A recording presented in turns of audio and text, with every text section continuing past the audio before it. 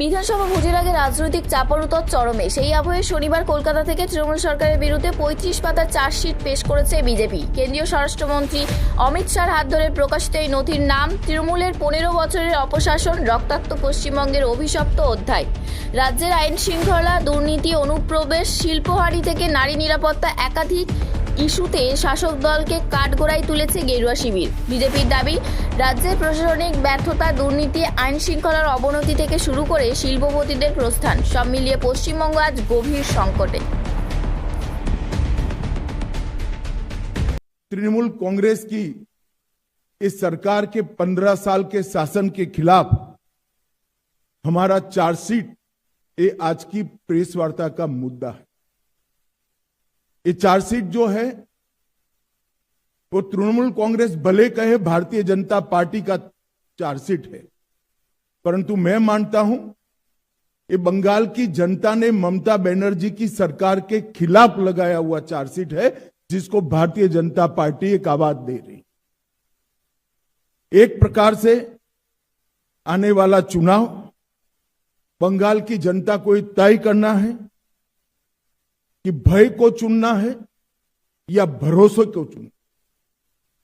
भय के आतंक से मुक्ति पाकर भरोसे के साथ देश जिस तेजी से आगे बढ़ रहा है, इसके साथ बंगाल को जुड़ना चाहिए।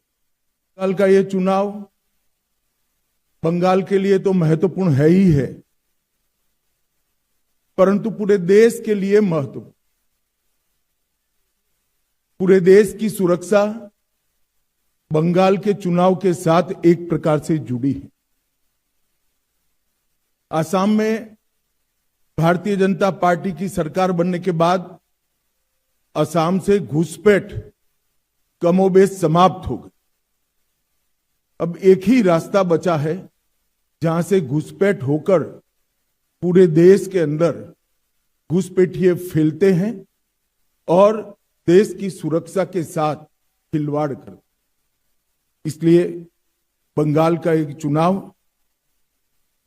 बंगाल के लिए महत्वपूर्ण है कई मायनों में, और देश की सुरक्षा की दृष्टि से देश के लिए भी महत्वपूर्ण है। भ्रष्टाचार और भेदभाव की राजनीति चल रही है। झूठ, डर और हिंसा का सहारा लेकर अपनी राजनीति को आगे बढ़ाने का नया राजनीतिक थ्योरी ममता बनर्जी ने प्रस्तुत किया है। कोई भी सरकार को चुनकर आने का आधार जन कल्याण के काम होते हैं। तृणमूल कांग्रेस का चुनकर आने का आधार झूठ, डर और हिंसा है।